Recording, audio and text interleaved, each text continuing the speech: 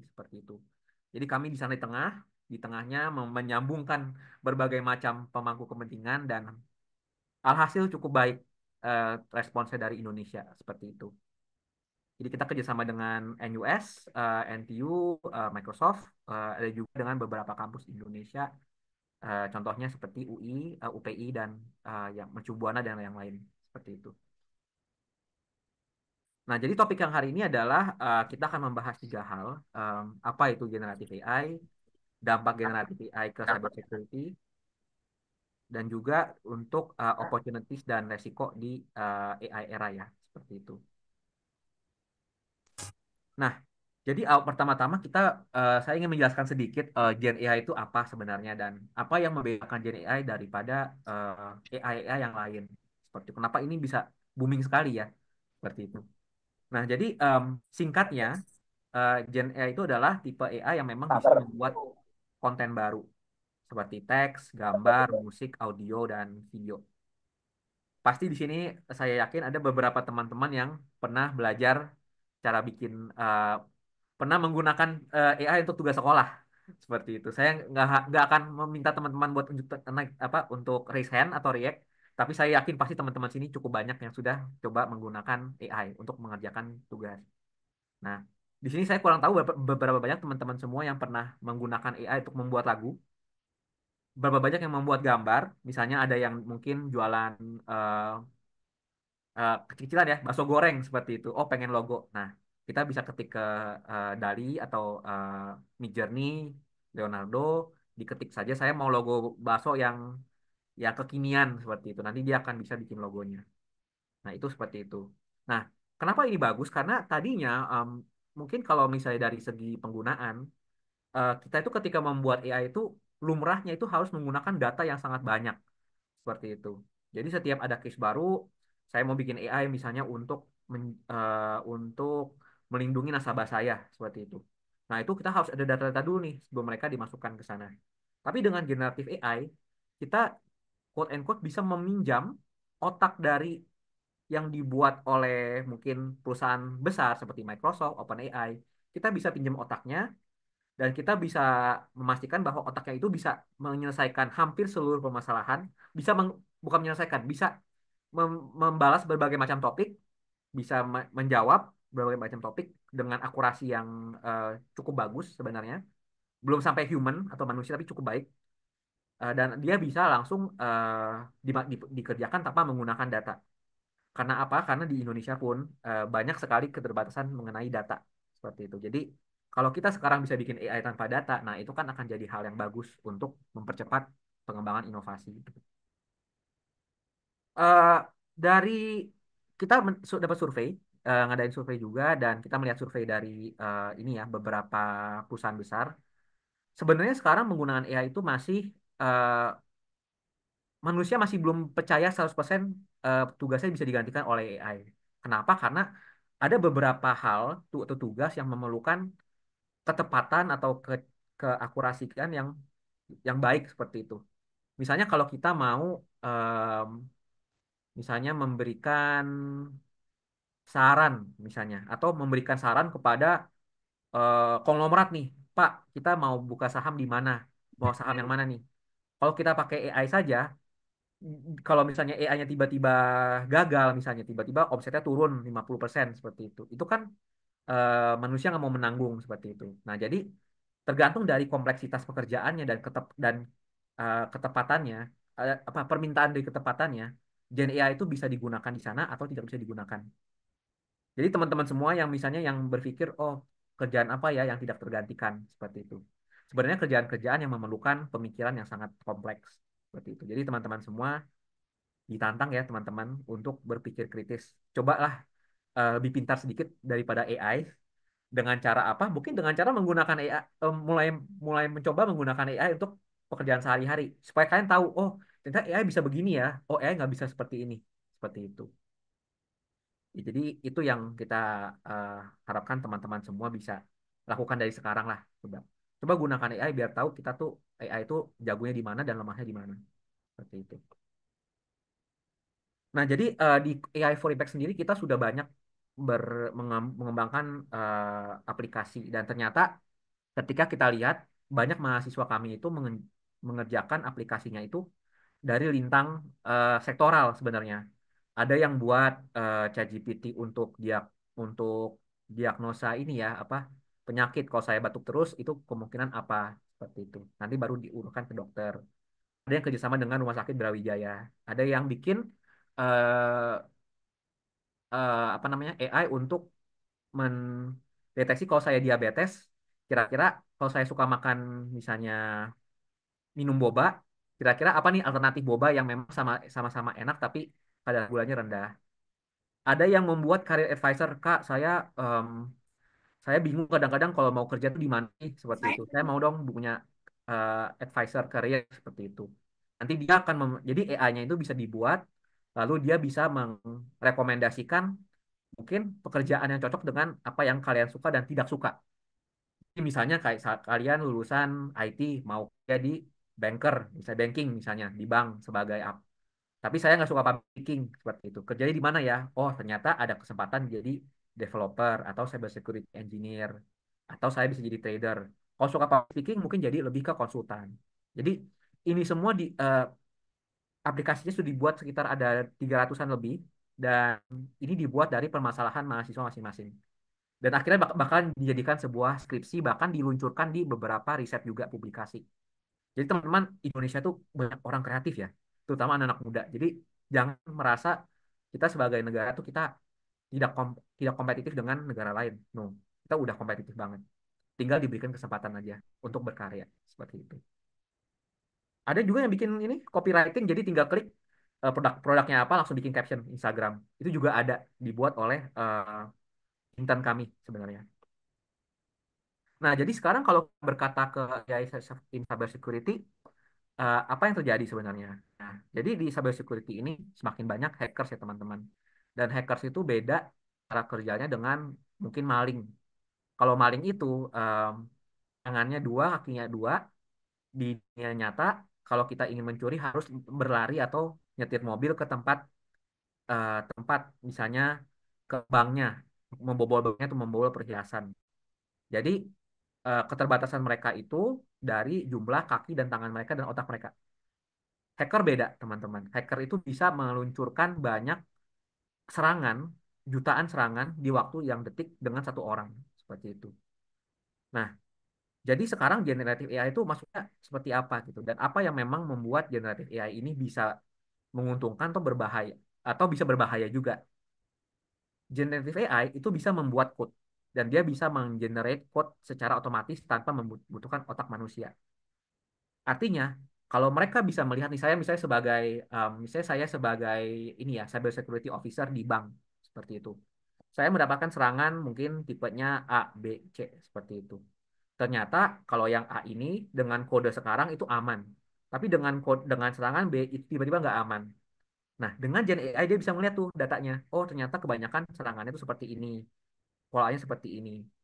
Dengan karena seperti itu, tadinya memang membutuhkan 1.000 orang buat membuat atau tadinya satu orang hanya bisa menghandle satu satu permasalahan, sekarang satu satu cyber security officer bisa menduplikasikan code-nya di diubah sedikit supaya untuk menahan tipe-tipe serangan yang lain seperti itu. Jadi seperti dan mereka kerjanya 24/7 teman-teman atau Bapak Ibu. Jadi mereka tidak membutuhkan apa ya, tidak harus copy break, boba break, tidak perlu seperti itu. Mereka kerjasama 24/7, nggak harus tidur juga. Nah, itu jadi keuntungannya Gen AI. Nah, kenapa cyber security memerlukan AI? Jadi, ini kalau saya analogikan, hackers itu kayak seperti ninja, teman-teman. Jadi dia bisa datang kapan aja dan dia menyerang itu di waktu yang kita tidak terduga, seperti itu. Nah, cyber security officer itu seperti satpam. Ada jam kerjanya, ada patrolinya. Kalau misalnya dia tiba-tiba ada serangan di luar jam kerja, itu officernya harus bangun tidur, mengerjakan dan coba menghambat seperti itu. Jadi em, susah ya jadi satpam sekarang kalau memang yang menyerang tuh banyakan ninja seperti itu. Nah, AI itu 24/7 dan dia bisa memonitor, learning, dia bisa juga membaca data dan memberikan saran seperti itu tanpa harus burn out. Nah, Jadi harapannya adalah bagaimana kita bisa memasukkan AI sebagai teman sapam, sebagai cyber security officer, supaya nanti solusi-solusi baru yang bisa dianjurkan itu solusi yang memang berbasis data seperti itu.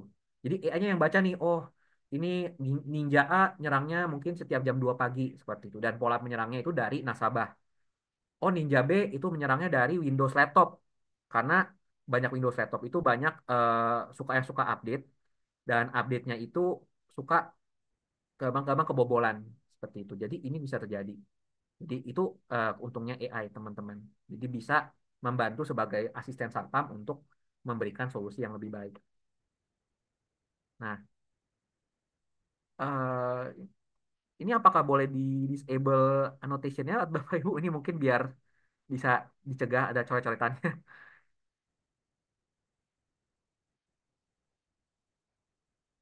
Oke, Oke, mungkin kita jalan dulu ya, teman-teman. Mungkin kita bisa jalan dulu. Jadi, ya, iya. Jadi AI-nya itu bisa bisa bagaimana bisa menjalankan cyber security. Jadi pertama dia bisa mendeteksi bahaya. Nah, jadi kalau misalnya ada pola-pola tiba-tiba servernya banyak diserang, dia bisa mendeteksi dan memberikan warning ke tim cyber security officer. Jadi mereka cyber security officer nggak harus ronda malam untuk eh, menjaga keamanan servernya. Yang kedua itu memberikan signal atau mengotomatisasi respons untuk cyber threats. Kalau misalnya AI sudah belajar, bahkan kita tidak memerlukan cyber security officer untuk menanggulangi. AI-nya bisa menanggulangi. Tapi peran cyber security officer itu masih penting. Kenapa? Karena dialah, menurut saya manusia pun juga masih memerlukan, kita masih memerlukan kreativitas manusia ya untuk mencari tahu cara menanggulangi berbagai macam masalah seperti itu. Nah, tapi ke depannya juga mungkin yang tadinya itu mungkin berharap oh 50% bisa ditanggulangi manusia, 50% ditanggulangi AI. Tapi dengan AI-nya terus belajar, mungkin lama-lama 80% serangan bisa dibantu sama AI. 20% dibantu oleh manusia. Kenapa perlu manusia? Karena sekarang itu memang manusia itu masih, kalau orang yang sudah expert tuh mereka masih bisa menanggulangi permasalahan lebih bagus, lebih cepat daripada AI. Tapi saya nggak tahu ya, mungkin 5 tahun lagi seperti apa. Tapi sekarang manusia dan AI masih perlu bekerja sama dengan bareng-bareng. Karena manusia itu masih harus memberikan arahan kepada AI-nya untuk cara menanggulanginya. Seperti itu. Jadi jangan khawatir teman-teman. Intinya peluang kerja masih terbuka. Banyak peluang di segi AI dan cyber security. Tapi kita juga tantang teman-teman juga ketika lulus selalu rajin belajar teman-teman. Jangan sampai teman-teman kalah sama AI. Benchmarknya itu deh. Kalau kalian bisa membuat kode yang lebih bagus daripada AI, atau kalian bisa lebih kreatif daripada AI, kalian bisa berpikir ide atau bisnis yang lebih bagus daripada AI, dan kalian bisa bisa tetap di-employ gitu. Apalagi kalau kalian bisa menggunakan AI-nya untuk menjalankan tugas. Seperti itu. Nah, ini mungkin saya coba enable suara sebentar ya. Jadi saya ingin share juga sedikit tentang kisah lucu lah. Ini sekalian break sebentar teman-teman. Bagaimana AI bisa menjawab spammer. Ini saya kurang tahu teman-teman sudah melihat atau belum, tapi menurut saya cukup lucu sih. Coba dilihat ya teman-teman. Udah lah, Bapak pasti nggak bisa tarik dananya ya sekarang ya. Coba dicek, Pak. Ini AI-nya itu disuruh untuk menjawab pertanyaan scammer-scammer yang merangkap sebagai CS officer dari e-commerce company seperti itu. Wah, serius tuh? Gua baru aja narik dana pakai benang buat ngangkat layangan lancar-lancar aja kok. Mungkin benangnya yang kurang panjang. Pak, ini serius loh, Pak. Mau saya bantu nggak, Pak? Pak, ini serius loh, Pak. Ini mau saya bantu nggak, Pak? Ini Shopee Pay-nya. Kalau nggak bisa, Bapak nggak bisa tarik dana loh sekarang loh.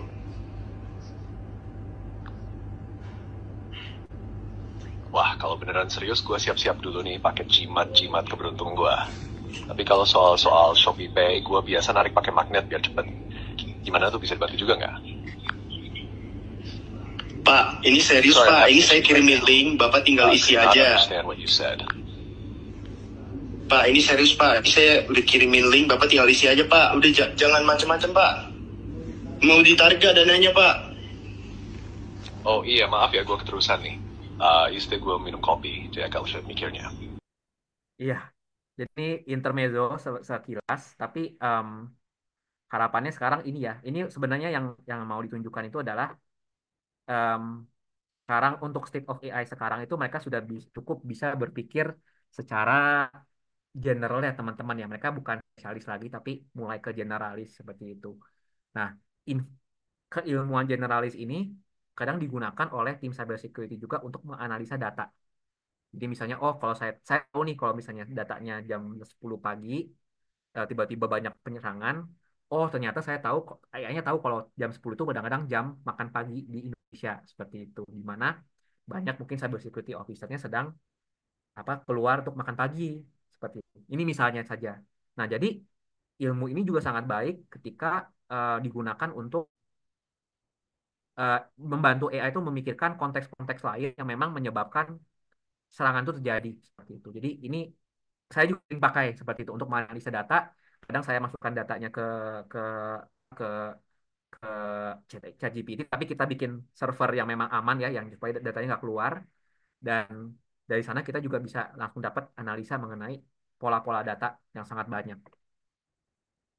Nah, tapi teman-teman mungkin yang bisa dicatat juga, Gen AI juga bisa dipakai oleh satpamnya, tapi bisa digunakan oleh ninjanya juga teman-teman. Seperti itu yaitu security hackernya. Nah, jadi hacker ini dulu setiap kali ada serangan baru, jadi hacker dengan cybersec officer itu sama dengan eh, ini ya apa ya konflik antara virus dengan antivirus.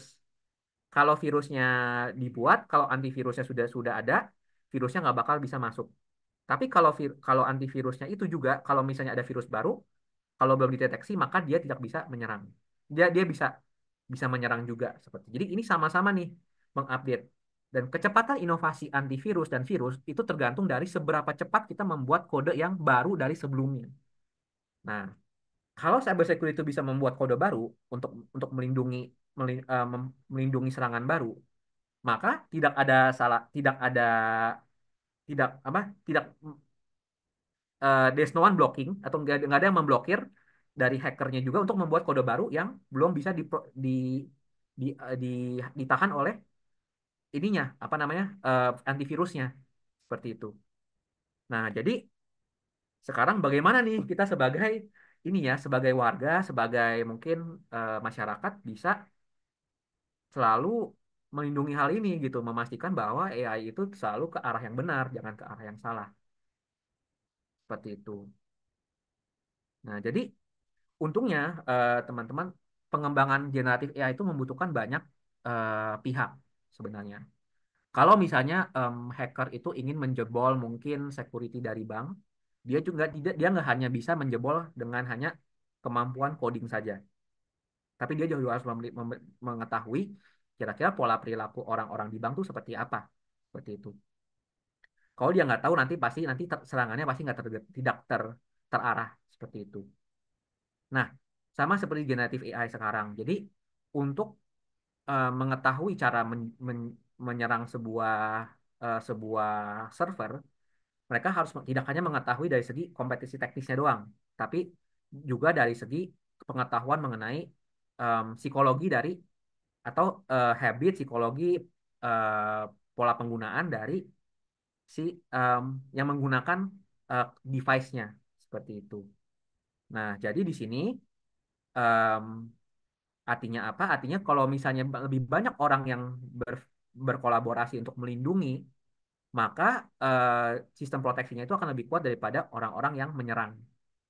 Tapi kalau misalnya tiba-tiba ada ternyata banyak orang berpikir untuk menjadi hacker, nah itu bahaya karena bisa saja nanti yang mendukung hackernya bukan hanya hackernya saja, tapi mungkin ex perbankan atau ex company atau ex mungkin kalau misalnya e-commerce ex e-commerce staff yang memang mengetahui pola penggunaan atau jadwal maintenance servernya seperti itu. Jadi em, makanya human itu masih important di sini. Dan kalau banyak orang yang baik, maka kita percaya AI ini bisa digunakan dengan baik. Kalau banyak orang yang buruk, maka ya kita harus mempersiapkan diri dengan banyak serangan seperti itu.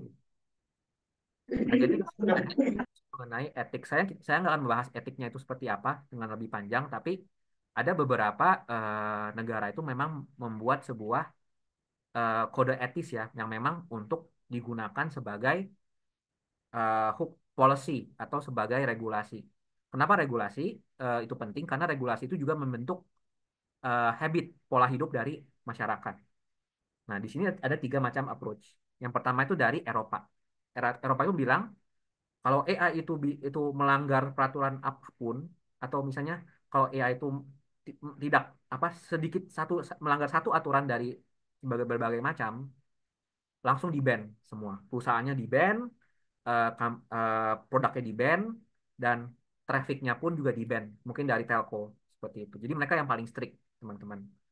Alhasil mungkin arguably lebih aman, tapi inovasi AI-nya apa namanya nyangkut banyak orang kira oh saya kalau saya punya AI company ngapain di EU seperti itu karena mereka nggak memberikan kita kebebasan untuk berinovasi. UNESCO itu yang digunakan oleh dunia ya seperti itu. Oke dia bilang oke ada hal ini nih ada hal misalnya ada AI-nya melakukan hal yang buruk seperti itu. Dia nggak langsung ban dia analisa itu kenapa hal itu terjadi. Apakah dari segi penggunaannya kah? Apakah dari segi training datanya, dari segi yang lain? Nah, dievaluasi lalu dia tanya, kalau misalnya itu menyebabkan sedikit sedikit apa ya kerugian, dia juga bilang jangan seperti itu. Tetap stay in lane. Jadi mereka nggak se-strict EU di mana kalau melanggar satu pun langsung di-ban, tapi dia langsung menelaah dari segi dampaknya, bukan hanya prosedurnya. Singapura itu em, karena Singapura itu kota ini ya, kota manpower ya. Jadi mereka itu bergantung sekali dengan inovasi, bergantung sekali dengan kualitas human resources-nya. Dia tidak bisa langsung apa dia harus menimbang apakah nanti kode etiknya itu terlalu terlalu kuat sampai saya nggak bisa berinovasi lagi. Saya nggak bisa membangun bisnis baru seperti itu. Nanti talenta-talenta saya nggak bisa belajar AI. Kenapa? Karena sangat terlalu terkekang seperti itu. Nah, jadi mereka itu lebih menimbang dari segi pros and cons-nya. Kalau memang eh, inovasi ini membuat banyak keuntungan daripada kerugian, yuk kita boleh jalankan, tapi kita tambah kerugiannya satu-satu. Seperti itu. Jadi ini mungkin cara berkaitan juga ya, AI ethics itu berkaitan dengan cyber security juga. Kenapa? Karena ini mempengaruhi seberapa cepat AI berinovasi dan at the same time seberapa aman dari segi keamanan seperti itu tergantung dari seberapa cepat inovasinya. Em, nah sekarang karir opportunity-nya apa teman-teman kalau misalnya teman-teman melihat dari segi disrupsi AI ini karena setiap kali ada perubahan selalu ada pekerjaan yang mungkin tertinggal tapi selalu ada terbuka pekerjaan baru. Nah itu yang kita melihat dari segi dua sisi karena kalau nggak dua sisi itu nanti susah akak kita selalu panik gitu jadi takut kita selalu khawatir dan kekhawatiran itu kadang-kadang tidak bisa bisa apa ya kekhawatiran itu bisa menyangkut dari otak kalian dan itu bisa menghindari kalian untuk progres untuk maju mencoba jadi jangan sampai teman-teman hilang confident teman-teman peluang masih ada peluang tapi kita berharap teman-teman semua bisa mengetahui nih peluang apa yang terbuka dari sekarang supaya bisa mempersiapkan. Nah, jadi ada empat. Saya lihat kalau dari AI dan cyber security ya, mungkin kalau AI sendiri banyak sekali peluang baru dari product manager, dari mungkin dari segi front end, dari segi untuk marketing bisa, tapi marketing menggunakan AI itu banyak sekali. Cuman kalau cyber security mungkin saya lihat ada empat macam peluang ya yang terbuka. Yang pertama security engineer. Ini selalu terbuka teman-teman. Jadi em, eh, tema- jadi kalau misalnya security engineer itu memang untuk orang-orang yang ingin mendesain dan mendevelop model dan sistem untuk meningkatkan cyber security defense seperti itu. Nah, jadi opportunity ini muncul kenapa? Karena makin banyak serangan cyber. Kalau teman-teman semua mungkin bisa mempersiapkan diri, membelajar data analytics, mempelajari mungkin modeling, data modeling seperti itu akan membantu kalian seperti itu. Jadi teman-teman semua nih yang dari mungkin dari IT, cobalah belajar data karena IT dan data itu menurut saya itu combo yang bagus yang nggak akan tergantikan seperti itu. Ada juga yang data scientist. Data scientist itu mungkin nggak banyak codingnya, tapi dia tetap banyak menganalisa. Supaya apa? Dari dia bisa membaca pola. Oh, ternyata kalau misalnya kalau misalnya serangannya itu kapan paling sering? Pagi, siang, malam. Seperti itu. Atau dari segi serangannya pun tipenya seperti apa? Masuknya dari mana? Dari laptop pegawai kah atau dari server langsung? Nah, kadang-kadang yang saya AI itu bisa analisa. Jadi saya tuh sering masukin data graf ke AI, nanti dia analisa patternnya atau pola penggunaannya. Tapi AI itu nggak bisa bertanya, menanyakan hal yang penting seperti itu. Itu manusia masih lebih bagus. Kenapa? Karena bertanya itu juga sangat penting, teman-teman. Kalau kita nggak bisa bertanya hal yang penting, kita nggak bisa memprioritaskan hal mana yang diselesaikan seperti itu. Karena waktu terbatas. Nah, jadi kemampuan manusia untuk berpikir kritis dan bertanya hal yang tepat itu masih sangat penting di sini. Nah, jadi teman-teman semua bisa mulai coba berpikir kritis lah. Seperti mulai sempat berpikir, sempat merenung tentang kehidupan, sempat merenung tentang mungkin apa yang terjadi sehari-hari, refleksi diri, itu akan membantu critical thinking kalian. Yang ketiga, ethical hacker. Nah, ini mulai ada namanya white hat hacker ya. Ada red hat sama white hat kalau nggak salah. Nah, ini tentu menggunakan lebih ke software engineering atau lebih ke programming, tapi mereka itu bisa mengecek vulnerabilities atau loophole dari setiap cyber security apa sistem keamanan seperti itu. Itu juga terbuka. Nah, yang keempat teman-teman, bisa nggak sekarang orang yang non IT ini, saya nggak suka programming, tapi saya masih masuk di cyber security. Bisa kalau kan tahu at least basicnya bagaimana programming itu bekerja. Nah, jadi di sini kita juga banyak opportunity namanya product manager, teman-teman. Product manager itu adalah orang yang mungkin tidak harus menggunakan code-nya, tapi dia bisa bekerja sama dengan developer atau software engineer dan juga menyambung untuk memberitahu apa yang dibutuhkan. Nah, product manager ini sebenarnya pertengahan antara klien dan developer seperti itu.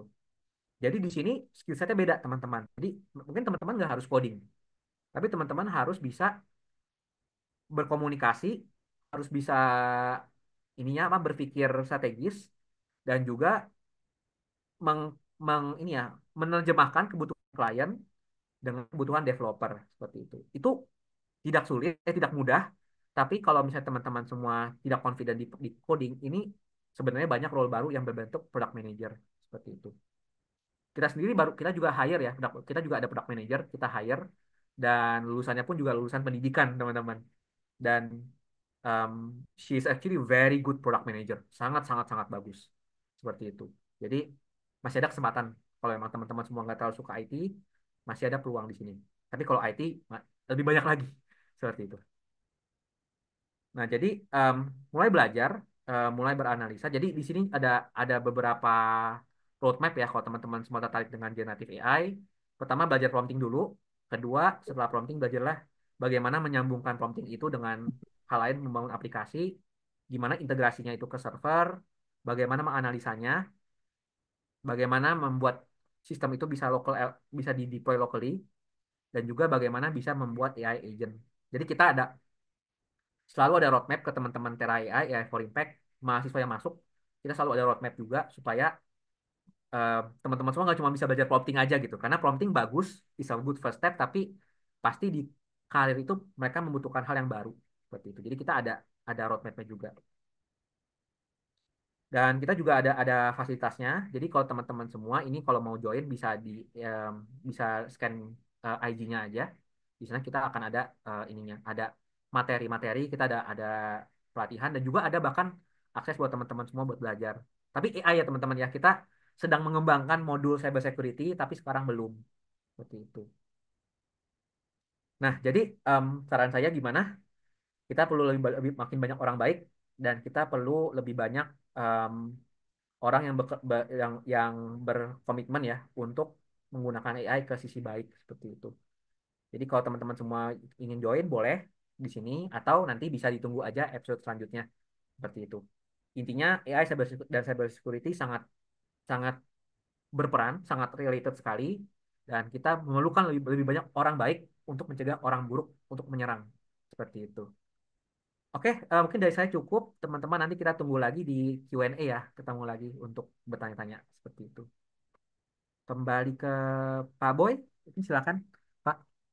Baik, Pak Christian, terima kasih atas pemaparannya Pak Christian. Untuk sesi jawab akan kita buka setelah penyampaian materi oleh narasumber kedua, yaitu Bapak Aziz Kurniawan. Kami mohon pada Bapak Christian Jonathan untuk dapat menunggu hingga waktu sesi tanya jawab. Terima kasih. Baik, sebelum kita mulai penyampaian materi kedua oleh Bapak Aziz Kurniawan, saya akan menghimbau terlebih dahulu kepada seluruh peserta untuk dapat tetap fokus dalam mengikuti webinar ini, karena ini materi akan sangat berharga bagi rekan-rekan mahasiswa dan dalam menghadapi perkembangan teknologi yang akan datang. Baik, Bapak Ibu dan rekan-rekan mahasiswa, saat ini kita telah hadir narasumber kedua kita, Bapak Aziz Kurniawan. Terima kasih atas kesediaan Bapak untuk hadir dan berbagi ilmu dalam webinar Putra Sedia Nusantara kali ini. Sebelum kita mulai, izinkan saya membacakan profil singkat beliau. Bapak Aziz Kurniawan adalah seorang profesional yang sangat aktif di bidang keamanan cyber dan kalian multi talenta dalam teknologi informasi yang mendukung kemampuannya untuk mendalami keamanan cyber secara komprehensif. Beliau menamatkan pendidikan sarjana sains di Sekolah Tinggi Sandi Negara pada tahun 2007 dan meraih gelar Magister Teknik dari Universitas Indonesia pada tahun 2023. Dalam perjalanan pendidikannya, Bapak Aziz berhasil meraih sejumlah sertifikat profesional, diantaranya Certified Cisco Certified Network Associate, Administrator Keamanan Jaringan ENSA dari AC Council, Certified Risk Management Officer CRMO dari LSPMR, sertifikasi Yayasan ITL dalam ITSM, sertifikat Ethical Hacker atau C dari AC Council, Lead Auditor ISO 27001 dari Fed Intertech serta sebagai asesor kompetensi dari BNSP. Bapak Aziz juga memiliki pengalaman kerja yang sangat luar biasa di berbagai posisi strategis, diantaranya manajer jaringan di lembaga sandi negara, manajer komunikasi dan pusat komando di lembaga sandi negara, analisis kerentanan dan resiko keamanan cyber Badan Cyber dan Sandi Negara, pendidikan ahli muda di Badan Cyber dan Sandi Negara, asesor kompetensi untuk skema pengujian penetrasi muda L1, Pusat Operasi Keamanan, Asisten Auditor Keamanan Informasi di LSP P2 BSSN. Dosen di Universitas Borobudur sejak 2023 dan dosen di Politeknik Cyber dan Sandi Negara sejak 2024. Dengan latar belakang akademik dan pengalaman Bapak Aziz Kurniawan yang sangat profesional, tentunya akan memberikan wawasan berharga mengenai dunia keamanan cyber bagi kita semua. Untuk itu langsung saja kami persilakan kepada Bapak Aziz Kurniawan untuk dapat menyampaikan materinya selama 45 menit ke depan. Kami persilakan kepada Bapak Aziz. Ya, terima kasih, Pak Boy.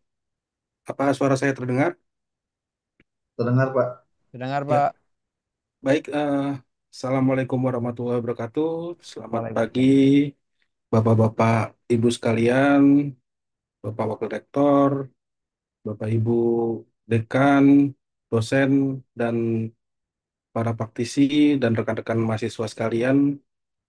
Mungkin hari ini saya santai aja ya. Dari dari Pak Christian tadi sungguh luar biasa juga. Memperkenalkan kita kepada teknologi artificial intelligence, pengembangannya, dan ternyata perkembangannya luar biasa gitu memang. Mungkin ada sedikit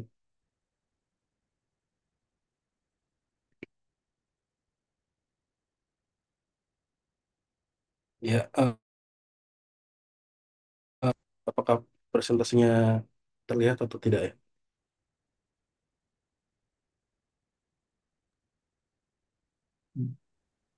Belum terlihat, Pak. Belum Belum terlihat, ya? Pak Aziz. Belum, Pak, belum. Baik, Masih sebentar. loading sepertinya ya, Pak ya.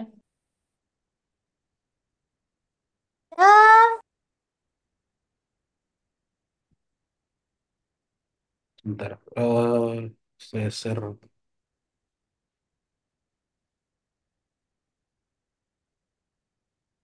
stopnya aja mungkin. Sudah terlihat? Sudah, Pak? Ya, baik, saya lanjutkan. Eh, Kali ini mungkin temanya agak sedikit, yang saya bawakan mungkin agak sedikit teknikal, di mana generative AI yang tadi seperti yang sudah dijelaskan oleh Pak Christian juga bagian dan bagaimana kaitannya terkait dengan cyber security. Sedikit memperkenalkan diri lagi, mungkin tadi sudah diperkenalkan oleh Bapak Moderator. Kalau mau tahu lebih jauh, mungkin saya ada satu link, bisa diklik aja di s.id garis miring Alpha Zero India Sierra Kilo. Sedikit saya cerita, mungkin pengalaman saya sebagai asesor di LSPP 2 BSSN, itu saya punya beberapa kali memegang asesmen sertifikasi terkait dengan Junior Penetration Tester, L1 Security Operation Center, dan Asisten Auditor Keamanan Informasi. Jadi dari ketiga sertifikasi ini, ujian sertifikasi kompetensi, itu ternyata ketiganya memang sangat dilarang untuk menggunakan AI ataupun menggunakan internet yang mengarah ke artificial intelligence. Misalnya yang tadi seperti generative AI, seperti ChatGPT dan lain sebagainya. Kenapa? Karena ternyata generative AI ini dapat digunakan juga untuk melakukan atau menjawab berbagai macam pertanyaan dalam kerangka sertifikasi kompetensi. Jadi memang asesor tidak akan bisa melihat kompetensi si asesi ketika dia menggunakan model-model AI. Ya, jadi memang ternyata mungkin AI lebih kompeten ya daripada eh, orang yang mungkin akan diuji sertifikasi. Tapi ini artinya hanya sifatnya bukan kesimpulan ya, tapi baru pertimbangan aja. Oke, sebelum kita masuk ke materi, boleh nggak kita kenalan dulu? Silakan akses ke s.id garis miring kenalin saya. Kalau boleh, bisa diisikan mungkin 1 menit.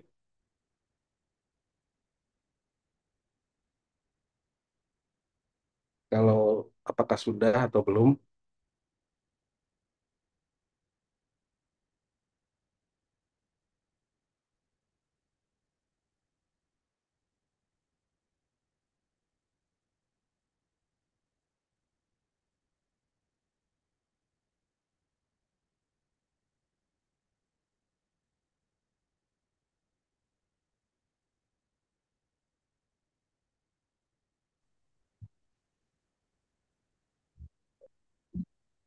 Sudahkah?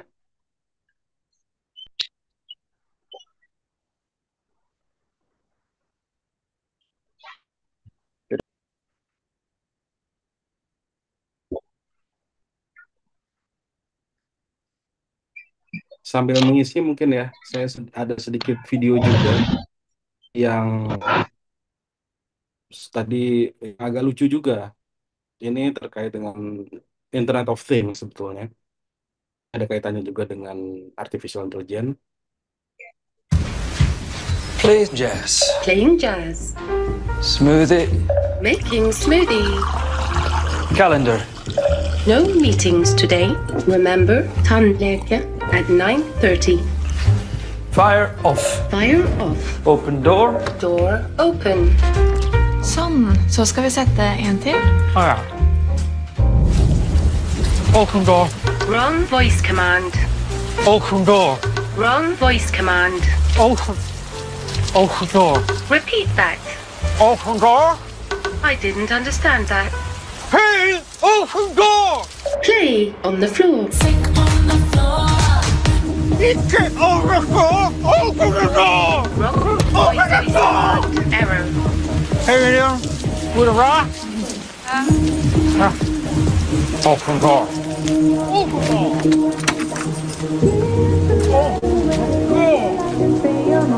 Open door. Higher.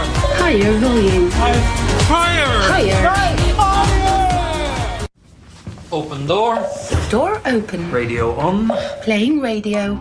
And do lights. Lights on. Protein shake. Making protein shake.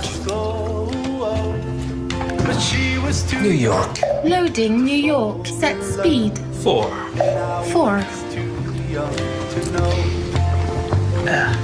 6. 6. 16. 4. Error. 16. 4. 4. Correction. 16.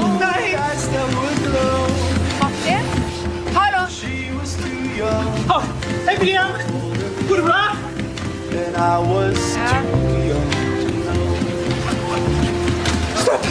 Up.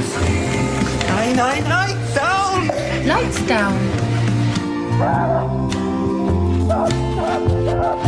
Only 16. Only 16. 4. Fra en klassiker til en annen, her er Summer of 69. 69. 4.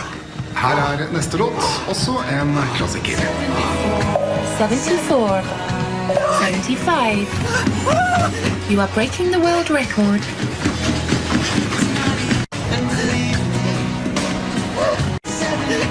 75. 6. Louder, please. Stopping. Det trenger ikke være komplisert å leve sunt. Ikke trenger det å være dyrt heller. Open door. Wrong voice command. Ya, mungkin itu yang tadi sedikit banyak menggambarkan tentang bagaimana AI itu bekerja. Ya, menurut saya sedikit ya lucu ya ketika ada sesuatu yang ternyata tidak bisa dilihat oleh AI secara keseluruhan. Oke, baik, saya lanjutkan. Jadi yang kita akan bahas hari ini terkait dengan hyperdigital, kemudian juga cyber risk, kemudian kita lihat di cyber security case sama AI in cyber security. Oke, di dalam hyperdigital era ini kan kalau ada satu quote ya. Jadi kalau misalnya kita akan masuk ke dalam hyperdigital era saat pemegang roti itu punya WiFi dan lebih tahu tentang kita daripada kita sendiri gitu. Jadi bagaimana nanti suatu saat juga akan semua peralatan rumah tangga mungkin dapat terinterkoneksi dengan jaringan WiFi dan lain sebagainya. Dan mereka bisa menganalisis behavior kita gitu. Jadi kalau misalnya, setiap pagi kita sarapan roti, maka otomatis si pemanggang roti itu akan memanggang rotinya, misalnya seperti itu. Atau tiap pagi kita akan bikin kopi dan si analisis behavior ini akan melakukan pembuatan kopi setiap pagi jam sekian, dan seterusnya. Itu adalah salah satu keuntungan yang bisa diperoleh dengan kita mengimplementasikan teknologi artifisial. Tapi di balik itu semua ada ini apa ya istilahnya ya, short quote juga. Sebenarnya tidak ada sistem yang tidak dapat ditembus.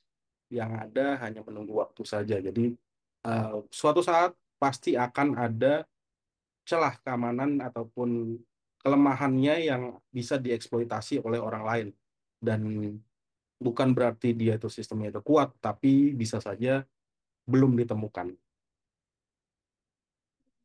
Nah, di dalam hyper digital era itu yang paling banyak kita temukan adalah adanya Internet of Things atau sebenarnya interkoneksi antar satu perangkat dengan perangkat lainnya yang mungkin saat ini ataupun beberapa tahun yang lalu itu belum terkoneksi. Seperti saat ini itu ada yang misalnya lemari es atau kulkas yang mungkin terkoneksi ke internet. Ketika mungkin di dalam lemari es itu ada telur, misalnya telurnya habis, otomatis si lemari es itu akan memesan ke toko online dan akhirnya dalam waktu beberapa menit kemudian akan datang pesanan telur tersebut tanpa si pemilik kulkas tersebut tahu kalau misalnya telur di kulkasnya udah habis gitu. Jadi memang dengan tujuan utamanya supaya dapat dengan cepat adanya pertukaran data dan lain sebagainya yang lebih ringkas dan efisien. Kemudian juga kita kenal dengan yang namanya smart city. Smart city itu sebetulnya adalah ya suatu lingkungan ataupun kota atau kabupaten ataupun kelurahan bahkan itu menggunakan ICT atau TIK untuk meningkatkan kualitas hidup mereka dan bagaimana bekerja lebih baik yang lebih eh, tinggi efisiennya untuk tujuannya untuk ya secara ekonomis juga.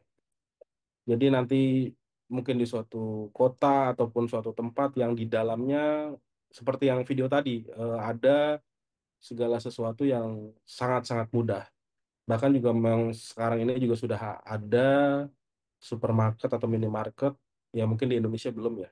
Di luar negeri sudah banyak yang menggunakan teknologi untuk bagaimana seseorang itu tanpa kasir gitu. Tidak ada kasirnya dan orang yang masuk ke dalam minimarket tersebut hanya tinggal mengambil-ngambil barang dan keluarnya juga sudah bayar otomatis dan lain sebagainya. Kemudian intinya adalah suatu pembentukan ekosistem digital yang sebetulnya bisa bekerja satu sama lain, terkoneksi satu sama lain, yang bertukar informasi satu sama lain. Ini adalah suatu era di mana seluruhnya akan terhubung. Dan itu adalah sangat, em, ya tujuannya adalah supaya efisien dan cepat. Tentunya juga banyak keuntungan yang bisa didapatkan di situ. Kalau Kimberly Berker ini bilang yang namanya digital ekosistem itu suatu eh, personal atau profesional atau finansial dan sosial, eh, lingkungan sosial yang secara digital di dunia ini terhubung dan menginvestasikan waktu, kemampuan, dan juga uang. Jadi apapun yang kita lakukan itu di dalam ranah digital. Bayangkan aja kita dari bangun tidur mulai pasang alarm pakai handphone, kemudian begitu jalan, naik transportasi kita pakai handphone, kemudian ya memesan pemesan apa transportasi online ya. Kemudian juga bayar segala sesuatunya pakai handphone dan lain sebagainya. Jadi kalau misalnya kita lihat handphone itu sangat berharga untuk seseorang. Dia tahu behavior ataupun kebiasaan kita seperti apa dan lingkungannya seperti apa dan lain sebagainya. Kemudian bagaimana sih risiko di dalam menggunakan hal-hal tersebut? Yang pasti kalau kita mengetahui itu akan terjadi suatu ketakutan sebetulnya. Kenapa kita jadi parno sendiri? Kalau misalnya kita tahu semua resiko yang ada di dunia siber itu akan sangat luar biasa. Ya, sebetulnya mengerikan sebetulnya. Tapi bagaimana kita menyikapinya ya? Dan ini ada satu hal namanya Global Cyber Security Index. Itu adalah suatu pemeringkatan cyber security yang diselenggarakan oleh ITU, di mana ternyata terakhir ini di 2024 ini Indonesia meraih tier 1. Tier 1 ini bersama-sama dengan negara-negara maju lain, Amerika, Singapura, dan lain sebagainya. Bahkan Indonesia ternyata memiliki nilai yang lebih tinggi dari Amerika. Indonesia memiliki maksimum nilai 20 poin, semuanya 20. Sedangkan Amerika tidak sampai 20 semua, artinya tidak perfect lah. Kalau Indonesia ternyata ternyata bisa gitu loh. Indonesia mendapatkan nilai perfect di Cyber Security Index. Dan ini menunjukkan bahwa ternyata di Indonesia itu ranah sibernya sudah demikian maju juga gitu. Tidak hanya berlandaskan ya, kita tidak menutup mata lah bahwa seluruh Indonesia saat ini memang sudah hampir semuanya terkoneksi di internet pertama. Kemudian juga sudah benar-benar memanfaatkan ruang siber itu sendiri untuk kepentingan maupun efisiensi. Jadi ke depan ini akan menjadi suatu hal yang akan terjadi ya mungkin ketika di Indonesia seluruhnya mengandalkan internet.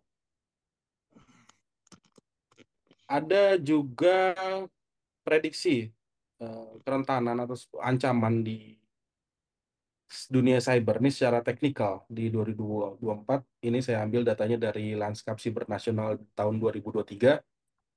Untuk Lanskap Siber Nasional 2024 belum keluar, tapi eh, dari sini bisa dijadikan suatu prediksi yang akan terjadi di 2024, di mana ancaman yang paling besar itu ada di ransomware, kemudian ancaman selanjutnya adalah phishing, dan terakhir adalah advanced persistent threat. Nah, kalau teman-teman mungkin semuanya sudah banyak mengetahui tentang ransomware. Di dalam ya ransomware itu sendiri adalah suatu aplikasi sebetulnya yang ternyata dia dipergunakan untuk membuat ancaman ataupun penyanderaan terhadap data yang dimiliki oleh seseorang. Ransomware ini sendiri sebetulnya menggunakan teknik kriptografi, jadi teknik sandi yang penyandian data yang digabungkan dengan kemampuan untuk penetration ke sistem lainnya dan menyebar, serta juga untuk pemeriksaannya juga ataupun transfer ataupun pembayarannya dia menggunakan teknik kriptografi lainnya, itu menggunakan blockchain ataupun cryptocurrency dan lain sebagainya. Di ransomware ini juga banyak yang terkena em, di Indonesia, dan ini adalah salah satu momok yang paling besar, yang artinya ketika kita terkena ransom, itu pilihannya tinggal kita bayar, kalaupun dikasih nanti kuncinya, ataupun kalau ternyata kuncinya nggak dikasih, ya akhirnya data kita tersandera selamanya gitu. Dan ini termasuk kasus yang sangat banyak untuk ransomware di tahun 2023.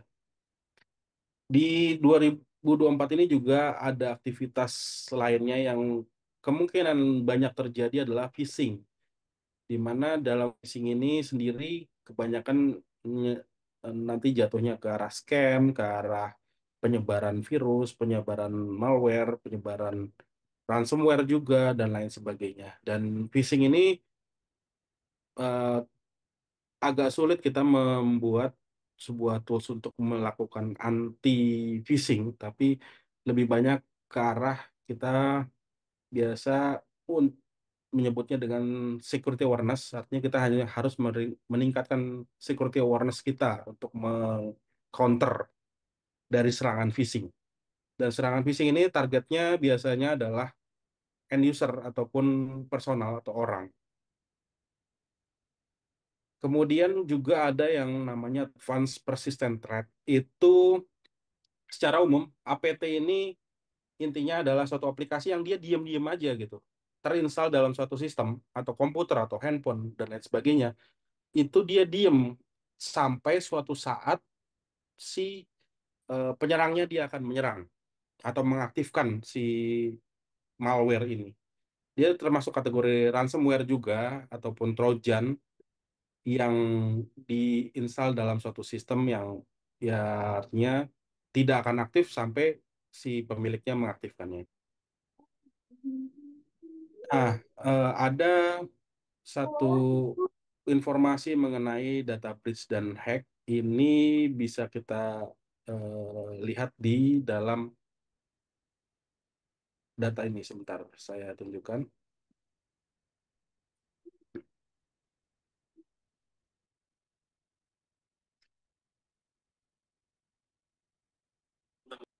Mungkin akan saya taruh di linknya di chat ya.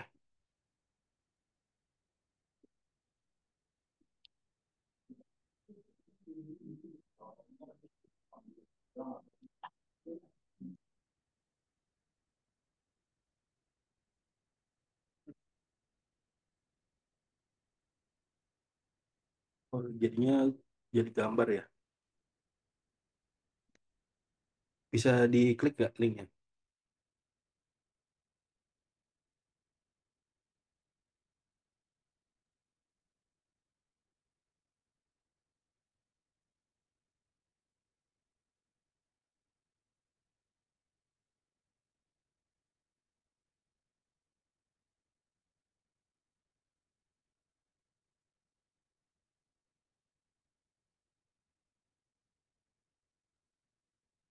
Bisa diklik Pak linknya Pak. Bisa diklik ya, Pak.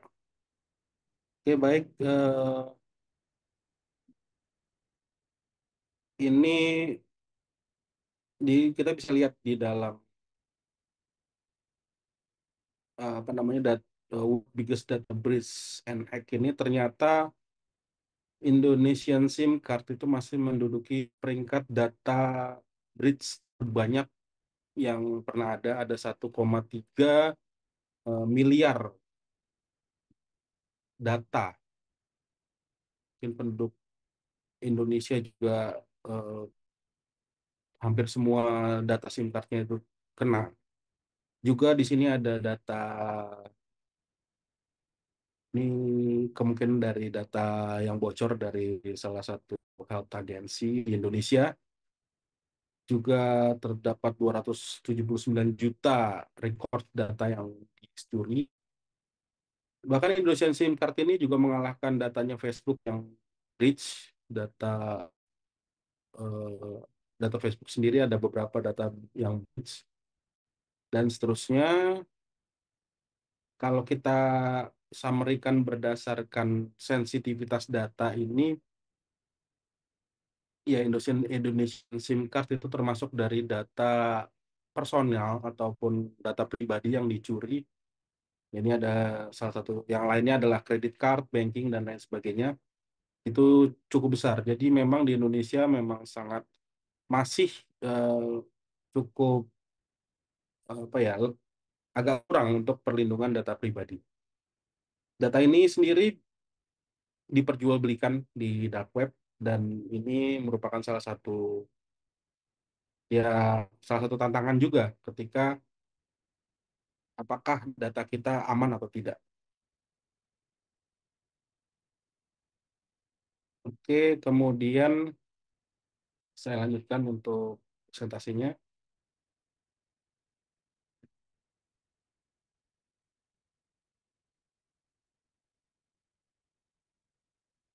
Oke, setelah data breach ada risiko lainnya, yaitu salah satunya adalah denial of service, distributed denial of service atau DDoS, yang mana serangan ini sebenarnya adalah menyerang suatu sistem dengan apa ya, paket data yang sangat sangat besar. Jadi istilahnya kalau si server itu akan kebanjiran traffic untuk sampai akhirnya si server itu nggak bisa diakses lagi. Jadi yang diserang adalah availability-nya. Kemudian ada lagi serangan yang disebut dengan zero day exploits. Ini adalah salah satu bug yang ada dalam suatu sistem ataupun aplikasi yang sebetulnya belum diketahui sama si pembuat aplikasinya. Jadi memang dia disebut dengan zero day karena memang belum ditemukan dan itu dimanfaatkan oleh para hacker untuk menyerang sebelum sistem tersebut bisa diperbaiki. Contoh kasusnya yang terakhir itu kasusnya CrowdStrike di Windows. Mungkin apakah teman-teman di sini mengalami blue screen juga gara-gara itu atau tidak? Jadi memang ada satu bug yang ternyata tidak sengaja masuk ke dalam sistem apa sistem operasi. Kemudian juga banyak yang sebelumnya terjadi, ada email server yang banyak terdapat zero day-nya, yang itu bisa dieksploitasi. Akhirnya para hacker bisa mengambil semua data yang ada di email. Dia mengumpulkan data-data tersebut dan akhirnya ya setelah dikumpulkan bisa dieksploitasi ataupun dijual dan lain sebagainya. Itu termasuk salah ya cybercrime ya. Jadi kejahatan siber yang sampai saat ini masih sangat banyak terjadi dan itu juga memang agak sulit untuk dilakukan proteksinya. Kemudian ada kasus-kasus lain terkait dengan cyber security. Itu ada beberapa contoh saja karena tidak karena kalau dijembrengkan banyak sekali yang terjadi. Seperti di 2011 itu Sony kebobolan ya. Itu baik di data Sony PlayStation, username dan passwordnya ternyata di plain text dan ini diambil juga di Sony Pictures dan dia juga beberapa kali mengalami kebobolan juga si Sony ini di tahun-tahun berikutnya. Kemudian juga Adobe itu di 2013 juga sama dia kebobolan juga. Di tahun yang sama juga itu ada Edward Snowden yang membuka dokumen classified-nya NSA atau dokumen rahasianya dari badan eh, intelijen di US. Dan di 2017 ada juga sejarah yang ternyata memberikan kerugian terbesar dalam sejarah cyber security yaitu NotPetya Tech di mana kerugiannya sampai lebih dari 300 miliar dolar kalau nggak salah. Dan ini termasuk salah satu serangan terbesar. NotPetya itu ternyata dia bukan ransomware ya, bukan ransomware. Artinya memang NotPetya itu mirip dengan Petya. Petya itu adalah malware yang jenisnya ransomware. Sedangkan NotPetya itu bukan ransomware karena dia hanya ibaratnya hanya memberikan tampilan yang mirip sekali dengan ransomware, seperti menyandera data, padahal datanya tidak pernah bisa dikembalikan. Artinya hanya mengenkrip satu arah saja, tapi tidak pernah bisa didekrip lagi. Ketika ini terjadi, yang paling banyak menerima kerugian itu salah satu perusahaan kargo, yaitu Maersk. Dan Maersk ini hampir-hampir tidak bisa pulih perusahaannya, tapi karena pada waktu kejadian itu ada salah satu cabang, karena perusahaan Maersk ini multinasional ya, jadi ketika itu di salah satu cabang di suatu negara itu lagi mati lampu, atau lagi mati listrik. Jadinya semua sistemnya down. Dan ternyata MERS itu bisa menyelamatkan seluruh datanya dari si cabang yang ada di negara lain itu. Sedangkan di negara-negara lainnya yang tersebar di seluruh dunia itu habis semua datanya. Dan itu masih untung. Jadi ada untungnya, ternyata pemadaman listrik itu ada untungnya di kasusnya MERS ya.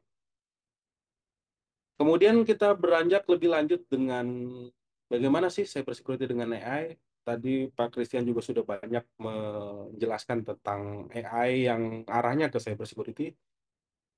Seperti yang kita ketahui ya, semua teknologi itu seperti pisau bermata dua. Bisa dipakai untuk kejahatan, bisa untuk kebaikan. Jadi kalau AI ini bisa dipakai untuk melakukan serangan di cybersecurity, di ranah siber kita bisa menggunakan AI sebagai penyerang. Kita juga bisa menggunakan AI untuk bertahan. Jadi ada beberapa kontribusi AI di cybersecurity itu. Di sini saya ambil 5 contoh. Yang pertama itu adanya threat detection. Jadi seperti yang kita ketahui, AI itu ada yang menggunakan machine learning. Dia bisa belajar sendiri untuk menganalisis apakah ancaman-ancaman yang terjadi di cyberspace ataupun ya pada ininya sih pada prakteknya adalah dia menganalisis paket data yang lewat lah dan dia belajar apakah itu merupakan paket data yang lewat itu adalah serangan atau bukan, attack atau bukan, ataupun aktivitas yang mencurigakan atau enggak. Dan kemudian dia mendeteksi kalau misalnya memang dia mencurigakan, dia akan membuat alarm di sistem. Itu yang di AI yang diinjek ataupun disematkan ke dalam perangkat apa namanya perangkat pemeriksa paket data lah ya, seperti intrusion detection system atau IDS ataupun intrusion prevention system, itu banyak juga yang sudah menggunakan AI. Kemudian selain itu juga yang kedua bisa digunakan untuk big data analysis. Karena kemampuan AI itu bisa membantu manusia untuk menganalisis data yang sangat banyak. Dia bisa menemukan apakah dari sekian banyaknya data itu ada nggak yang merupakan ancaman ataupun merupakan sesuatu serangan. Dan kalau ada cerita lain selain di cyber security, jadi saya pernah ke tempat teman saya, dia itu bekerja di perusahaan analisis data ya. Dan ternyata dia di sini teman-teman semua, rekan-rekan mahasiswa semua pernah nggak menggunakan AI untuk mendapatkan pacar. Jadi teman saya ini ternyata dia menggunakan AI untuk menganalisis chatting WhatsApp-nya dengan gebetannya. Jadi dikumpulin lah chattingnya dia sama si gebetannya itu, kemudian akhirnya dianalisis sama AI. Yang dianalisis apa? Apakah gebetannya ini dia suka sama dia atau enggak gitu. Jadi itu ternyata bisa digunakan juga gitu. Dia menggunakan ya analisis dengan AI juga lah ya. Kemudian selanjutnya adalah untuk merespon serangan. Merespon serangan itu artinya ketika di dalam paket data yang lewat itu, di entah dia firewall ataupun IPS, IDS, itu paket datanya akan dilihat apakah ini adalah serangan atau bukan. Ya ibaratnya ini, kalau misalnya kita bikin bot AI, kita masukkan ke WhatsApp ataupun Telegram gitu ya, ke WhatsApp lah misalnya. Terus bot tersebut kita masukkan ke grup. Nah, bot itu akan mendeteksi apakah apa namanya percakapan di grup itu ada nggak sih percakapan yang menjurus kepada SARA misalnya seperti itu. Ketika ada terjadi seperti itu, maka bot tersebut karena dijadikan admin maka akan melakukan ban atau mengkick si orang itu dari grup misalnya seperti itu. Itu adalah suatu kontribusi AI di attack response. Nah, kalau di jaringan seperti apa? Dia akan melihat pakai data yang lewat seperti apa, dan kemudian ketika ditemukan anomali, maka otomatis dia akan merespon, misalnya dengan memblok pakai data tersebut, ataupun ngeblok IP daripada attackernya, dan lain sebagainya. Itu adalah salah satu kontribusi yang dilakukan oleh AI di ranah cyber security. Kemudian ada lagi yang disebut dengan pattern recognition, itu dia melihat apakah jadi gini, intinya setiap serangan itu sebenarnya punya pola. Apakah pola serangan yang terjadi pada saat itu mirip nggak sih sama kejadian-kejadian sebelumnya? Karena ya ini dia pembelajaran, dia udah belajar dari kejadian-kejadian yang lalu atau data-data yang sebelumnya, maka dia akan bisa melihat apakah polanya sama apa enggak. Nah, kalau polanya sama, dia akan kemungkinan adalah suatu serangan. Dan dia harus lakukan respon terhadap serangan tersebut. Kemudian yang kelima itu salah satunya adalah AI bisa melakukan user behavior modeling. Jadi dia bisa memetakan kebiasaannya si pengguna ini kayak gimana sih. Misalnya gini, ketika kita menggunakan handphone, itu kebiasaannya hanya ngechat WhatsApp, kemudian membuka aplikasi game misalnya seperti itu. Nah, suatu ketika kok tiba-tiba dia membuka aplikasi e-banking, kemudian tiba-tiba dia mentransfer jumlah besar pada jam 12 malam. Misalnya seperti itu. Nah, ini adalah suatu anomali yang tidak pernah dilakukan oleh si pengguna itu sebelumnya. Maka si AI dia akan melakukan, setelah dia sudah mendapatkan model dari user, dia akan coba untuk melakukan eh, apa namanya pencegahan. Jadi jangan sampai duitnya transfer dulu nih gitu. Itu suatu aktivitas yang anomali itu terjadi di saat di luar daripada kebiasaan si pengguna. Maka itu akan ditandai sebagai kemungkinan serangan dan lain sebagainya.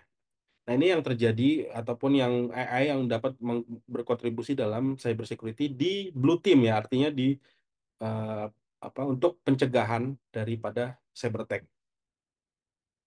Nah, mungkin mengenai kita akan coba sedikit dengan ya lab kecil-kecilan ya.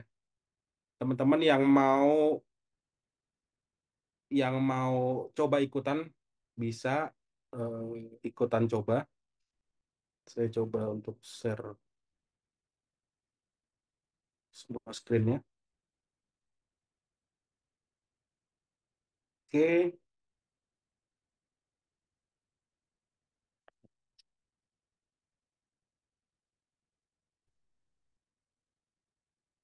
jadi ketika sebentar ya, di dalam suatu sistem itu ada yang namanya log. Misalnya kalau di komputer saya ini bisa dilihat misalnya log dari sistemnya ada di sini. Misalnya kita lihat sistem lognya ya. Sistem lognya apa yang terjadi di dalam sini. Oh ternyata clear pass on guard-nya dia mengirimkan message dan lain sebagainya. Seperti ini. Ini adalah log yang ada di sistem. Nah, bagaimana AI? Kalau misalnya lognya sedikit sih oke, nggak ada masalah. Tapi kalau misalnya ternyata lognya itu panjang, itu kita perlu dibantu sama suatu aplikasi lain yang bisa melakukan ya ya apa namanya analisis ya, untuk melakukan analisis untuk membantu daripada si analisnya. Ini kan kalau tadi cuma sedikit, nah kalau panjang segini wah, dan banyak sekali, otomatis si analisnya itu akan pusing dan bingung kan. Nah ini kita bisa manfaatkan AI untuk melakukan analisis dari log tadi. Kemudian mungkin teman-teman boleh akses ke sampel case-nya itu di s.id garis miring Y besar, S besar, H kecil, Z kecil, M besar. Saya kirimkan di kolom chat ya.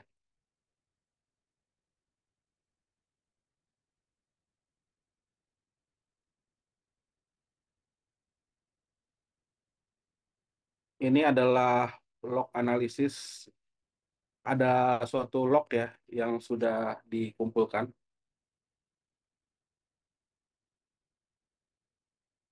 Silakan akses teman-teman. Yang akan terlihat nanti kurang lebih adalah contohnya seperti ini ya. Nah, ini adalah log dari suatu web server. Dari web server ini ada ya kalau mungkin log ini diambil dari error log, biasanya error log ya karena di sini dilihat ada respon daripada web server. Mungkin teman-teman yang eh, di jurusan IT ataupun yang biasa menangani server itu biasanya kalau ada error 404 itu artinya apa? Itu ya dia tidak menemukan apapun ya. Artinya ketika ada error 404 misalnya kita contoh akses ke google.com gitu garis miring misalnya tag. Kalau gini kan ada nih. Oh ternyata tidak ada. Tidak ada alamat google.com di garis miring attack. Nah, ini yang menimbulkan error 404. Nah, kalau di lognya nanti akan terlihat seperti ini. Log tanggal sekian, jam sekian, error 404, seseorang coba mengakses ke HTTP protokolnya, alamat URL-nya adalah ini, ataupun IP-nya, ke URL-nya /laravel /env, env. Kemudian kliennya IP-nya sekian, panjang dari paket datanya sekian dalam bentuk gzip dan seterusnya. Ini browsernya, OS-nya dan seterusnya. Nah, ini hal-hal semacam ini yang didapatkan di log. Dari log ini apa sih yang terjadi? Sebagai seorang analis cyber security itu biasanya sudah tahu, oh ini terjadi ini, terjadi ini, terjadi ini ada percobaan serangan ke sini nih, dia mau mendapatkan file .env dan seterusnya. Tapi buat orang awam itu kadang-kadang suka sulit untuk membaca log seperti ini. Cara paling gampang gimana? Ya udah coba bukalah ChatGPT. ChatGPT Ya udah coba kita tanyakan aja, apakah yang terjadi pada log berikut ini di server saya, dan berikan kesimpulan serta penjelasan detail, detail gitu ya,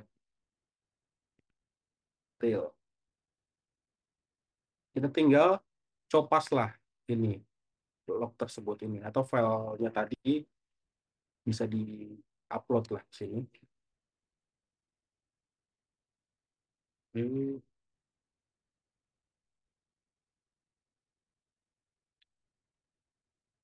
Nah, ketika kita tanyakan seperti ini, ternyata dia akan menjawab, oh ternyata yang dilakukan oleh ataupun log itu menjelaskan bahwa ada pencarian file konfigurasi dan rahasia, yaitu .env, .ews, dan .git, dan lain sebagainya. Di sini ternyata dia mencari itu. Kemudian ada exploit atau percobaan exploit yang dilakukan dengan tipenya adalah command injection dan beberapa kelemahan lain. Nah, URL-nya adalah sebagai berikut. Ini adalah upaya untuk mengeksekusi perintah shell dari jarak jauh, dan seterusnya. Kemudian juga ada percobaan untuk shell shock attack dengan ada kerentanan base vulnerability, dan ini ternyata bisa atau tidak gitu. Dia mengeksploitasi kelemahan di bus shell, dan seterusnya. Kemudian juga dia ada upaya scanning dari percobaan serangan di web, di kerentanan web. Nah, ini contoh yang dilakukan adalah sebagai berikut. Dan kesimpulannya ada upaya scanning exploit, command injection, dan shell shock, serta tidak ada eksekusi yang ternyata berhasil. Kenapa? Karena ada 404 atau 400 yang ternyata sejauh ini tindakan serangan tersebut tidak berhasil. Nah, rekomendasinya seperti apa dijelaskan juga. Ini adalah salah satu yang dapat kita gunakan dari AI dalam rangka membantu kita untuk mengamankan cybersecurity. Kemudian hal lainnya apa nih? Hal lainnya misalkan gini, kita bisa menggunakan ataupun kita melakukan analisis file misalnya. Saya punya file, misalnya ada satu file ransomware WannaCry gitu ya. Ini adalah ransomware betulan. Saya coba di-upload ke Virus Total. Ternyata dia ada beberapa yang mendeteksi, karena ini adalah bentuknya adalah .zip, jadi ada beberapa yang tidak mendeteksi itu sebagai ransomware karena sudah di zip, dan ini ada beberapa yang sudah mendeteksi sebagai ransomware, dan seterusnya. Ini juga behaviornya bisa kita lihat di sini. Oh, ternyata behaviornya seperti ini. Dia punya IP trafficnya, koneksinya ke IP sekian sekian sekian, dan seterusnya, memory pattern dan lain sebagainya. Dia mengakses registry dan seterusnya. Ini bisa kita lakukan analisis juga terhadap behavior ini. Misalnya contohnya kita coba untuk analisis behavior ini ya. Selain kita pakai ChatGPT, mungkin saya coba untuk pakai Perplexity. Misalnya analisis dari behavior file berikut. Gitu. Kita copas, kemudian kita coba lihat. Nah, ini ternyata dia membuka atau melakukan beberapa analisis yang sederhana, tapi tidak memastikan bahwa file tersebut itu adalah ransomware ternyata. Kemudian contohnya di sini dia punya pattern memori ke sini, dan seterusnya. Kemudian ada hal berikut yang ternyata ada mengakses registry dan lain sebagainya.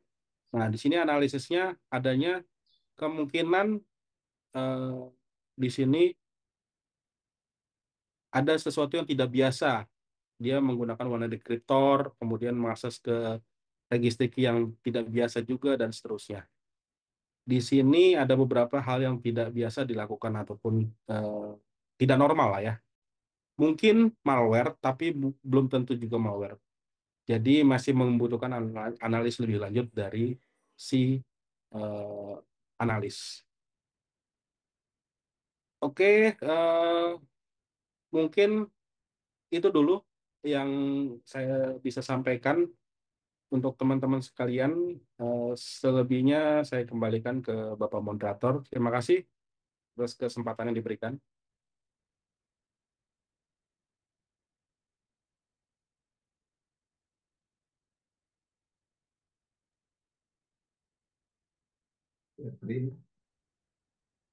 Baik, terima kasih Bapak Aziz Kurniawan atas paparannya yang sangat luar biasa mengenai cyber security yang sangat cocok dengan tema webinar kali ini.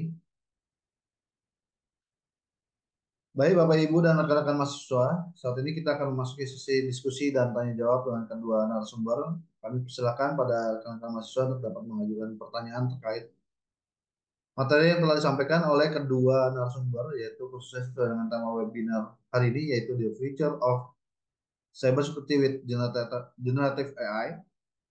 Kita akan membuka satu sesi pertanyaan terlebih dahulu dengan 3 orang penanya. Kami persilakan.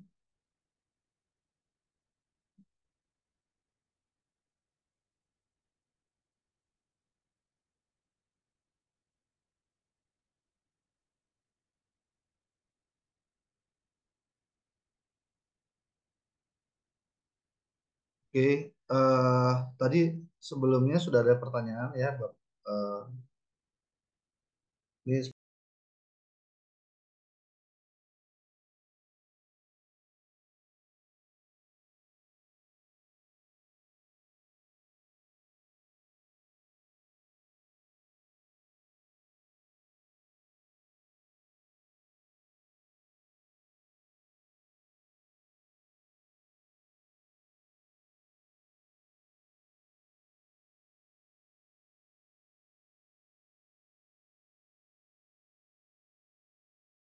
Dengar sekarang sudah. untuk responsnya mungkin dari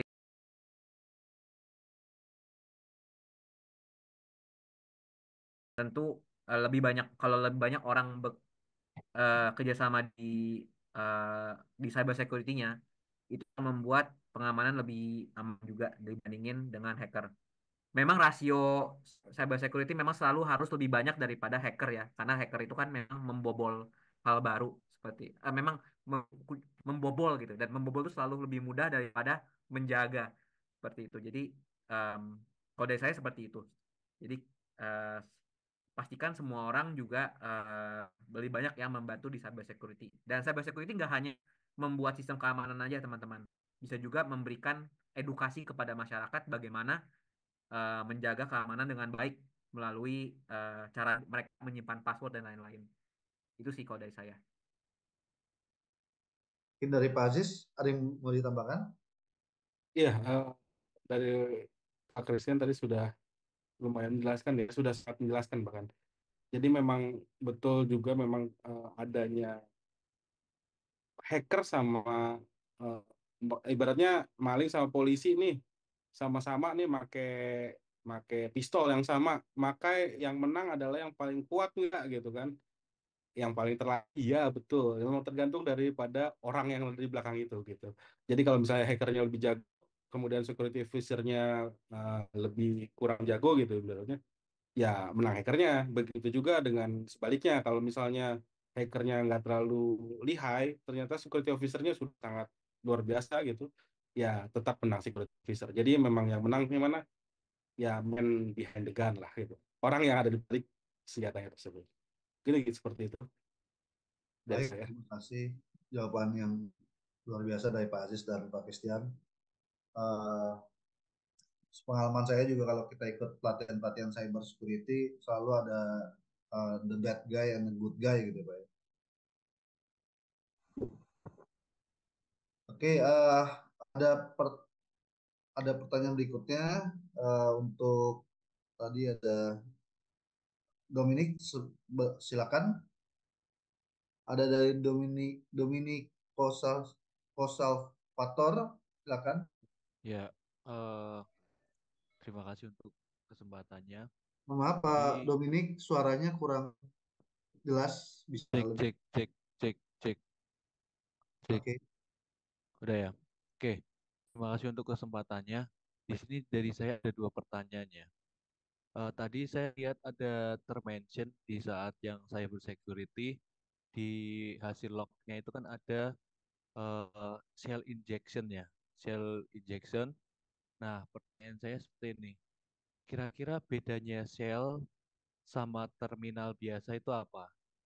Karena saya rasa beda. Saya coba running beberapa tools Python yang ada di GitHub, terutama untuk yang security ya, kayak tools-tools pen testing kayak gitu. Itu kalau saya pakai terminal biasa nggak bisa. Alhasil saya akhirnya pakai Google Shell yang cloud. Nah, itu tuh ternyata bisa, ya kan? Itu yang pertama. Yang kedua, eh, kira-kira siapa yang bertanggung jawab jika ada kebocoran data eh, dari suatu perusahaan? Secara struktur perusahaan pada umumnya itu siapa yang bertanggung jawab? Dan kira-kira tindakan ganti rugi apa yang sepadan yang biasa dilakukan sama perusahaan apabila datanya bocor? Terima kasih. Oke. Terima kasih kepada Pak Dominik. Mungkin Pak Aziz bisa bantu jawab untuk pertanyaannya. Ya, baik. Ini Pak Dominik ya. Dan, pertanyaan mengenai shell tadi. Sebenarnya shell itu istilah yang ada di Linux ataupun Unix. Ya, Unix untuk mengakses sistemnya.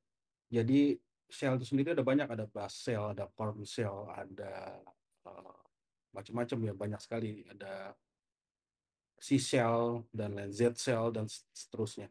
Itu memang seperti apa ya? Kalau di Windows itu kalau kita running sebagai CMD biasa, itu ada juga kita bisa running sebagai administrative access ataupun akses ke administratornya. Itu juga mirip dengan juga antara CMD biasa sama PowerShell itu juga beda. Jadi memang itu adalah jenis-jenis yang mungkin pada saat running scriptnya itu hanya bisa berjalan di bash shell misalnya. Jadi otomatis hanya bisa digunakan di Linux atau Unix yang memiliki bash shell. Ataupun dia hanya yang C shell gitu. Jadi hanya bisa dilakukan di C shell, sintak-sintaknya misalnya seperti itu di Python-nya. Uh, akan biasanya ada tuh di pertamanya di script yang bagian pertama itu apakah dia bash shell ataupun Z shell dan lain sebagainya. Itu mungkin bisa diperhatikan lebih lanjut lagi. Nanti bisa dipakai di shell yang tepat. Terus kemudian yang kedua tadi, mohon maaf, boleh diulangi sedikit, saya agak sedikit lupa. Oke, saya izin ulang ya. Kira-kira dalam struktural perusahaan, apabila terjadi kebocoran data, secara umum itu siapa yang bertanggung jawab? Dan juga yang kedua, kira-kira ganti rugi dan apa yang bisa di perusahaan itu berikan kepada pelanggan apabila terjadi kebocoran data? Seperti itu. Ya, baik. Terima kasih. Sekarang sudah ada Undang-Undang Perlindungan Data Pribadi yang sudah disahkan oleh DPR dan baru disahkan dan akan berlaku di bulan Oktober tahun ini. Dia sudah bisa di apa namanya sudah implement ya, maksudnya artinya sudah bisa dilakukan. Dan di dalam UU PDP tersebut sudah ditentukan berapa besarnya ganti rugi terhadap terhadap apa pelakunya, mohon maaf, terhadap korbannya dan lain sebagainya. Itu sudah diatur di UU PDP tersebut dan turunannya yang mudah-mudahan akan keluar dari Permenkominfo yang sebentar lagi mudah-mudahan akan keluar bagaimana mekanismenya. Dan di sana kalau nggak salah data maksudnya besar kerugi besarnya kompensasi ataupun perusahaan yang datanya bocor itu dikenakan denda sampai 2% dari keuntungan per tahun. Kalau nggak salah seperti itu, mungkin nanti bisa dilihat lebih lanjut lagi. Dan siapa yang paling bertanggung jawab, yaitu adalah wali datanya dan pengelola sistem elektronik yang ada datanya bocor tersebut. Dan hal tersebut sudah diatur juga dalam Undang-Undang Perlindungan Data Pribadi, siapa wali data, siapa pengelola, siapa pemilik data, dan lain sebagainya itu sudah ada. Dan peraturan teknis yang lebih lanjutnya yang masih belum dikeluarkan dari Permenkominfo-nya. Mungkin seperti itu, Pak Dominik. Oh, berarti mohon maaf, Ya, CTO bukan hanya CTO ya berarti. belum tentu Engineer CTO. data ya. Ya, belum tentu CTO, tapi siapa ya pengelola datanya, siapa, apakah wali data itu milik datanya itu siapa. Jadi kalau misalnya memang ada ketetapan ataupun kebijakan dari perusahaan, oh ini adalah pengelola data adalah si A atau CTO misalnya atau CSO ataupun CEO bahkan itu bisa ditetapkan oleh kebijakan perusahaan. Dan nantinya juga kalau misalnya belum ada kebijakan tersebut, ada lembaga, kalau di UU PDP itu ada lembaga yang akan nantinya dibentuk untuk melakukan investigasi siapa yang salah, siapa siapa yang kena denda, siapa yang kena sanksi lebih besar, seperti itu. Mungkin seperti Ya, itu, Pak terjawab, Dominic. terjawab. Terima kasih. Ya, sama-sama. Oke, terima kasih Pak Aziz eh, atas jawabannya. Mungkin akan saya pilih nih banyak banget pertanyaannya Pak Aziz dan Pak Fistan nih. Antusiasi pesertanya luar biasa ya. Sama peserta yang hands up juga kita gantian dulu, kita jawab pertanyaan teman-teman yang ngechat gitu ya. Saya mungkin akan memilih beberapa pertanyaan gitu. Karena ini banyak banget kalau kita eh, nggak pilih mungkin nggak cukup waktunya Pak Aziz, Pak Christian, dan teman-teman lain. Ini ada satu yang ingin bertanya, izin bertanya apa saja risiko yang ditimbulkan oleh penggunaan AI dalam mengolah data sensitif dan bagaimana hal tersebut bisa mengancam keamanan data pribadi. Terima kasih. Mungkin Pak Christian boleh bantu jawab dulu. Oke, resiko pengelolaan data pribadi tentu yang paling nyata itu dari segi ini sih, kita apa ya, kemungkinan perusahaan untuk melanggar regulasi sebenarnya. Karena kalau melanggar regulasi itu pasti dendanya sangat besar ya, tadi yang seperti Pak Aziz bilang seperti itu. Jadi kita perusahaan sebenarnya ya kita praktikal aja lah seperti itu. Kita nggak mau bayar denda, kita nggak mau kena hukuman karena reputasi adalah segalanya bagi perusahaan. Jadi cara mengelola data pribadi itu akan sangat penting seperti itu.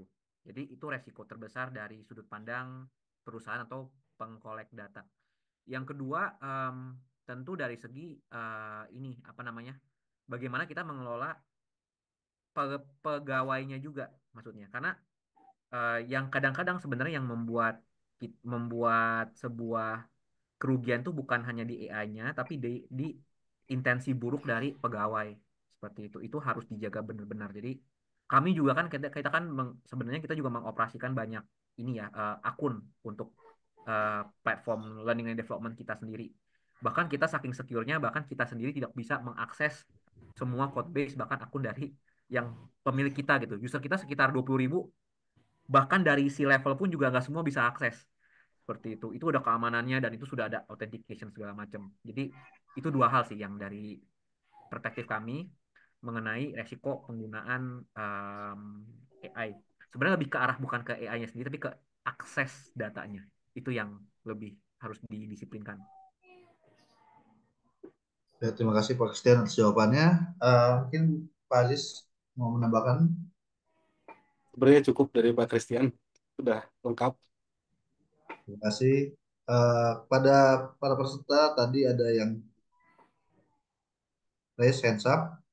Saya persilakan pada Muhammad Aditya Saputra. Ya, baik. Terima kasih atas izinnya. Jadi begini Pak, suara saya terdengar tidak Pak? Tes 1 2. Nah, ya. Eh, kira eh, kan di masyarakat ini mayoritas tuh hacking yang terjadi itu berupa phishing, baik itu secara menggunakan link atau gambar atau file atau apapun itu, dan itu masih eh, banyak sekali korbannya, mulai dari yang muda bahkan pun sampai yang tua. Nah, itu tuh bagaimana nih solusinya untuk mencegah hal tersebut itu? Karena hal itu tuh yang bahkan sering terjadi di sekitar kita gitu, dan bahkan itu yang lebih berbahaya menurut saya. Itu aja sih. Sekian, terima kasih.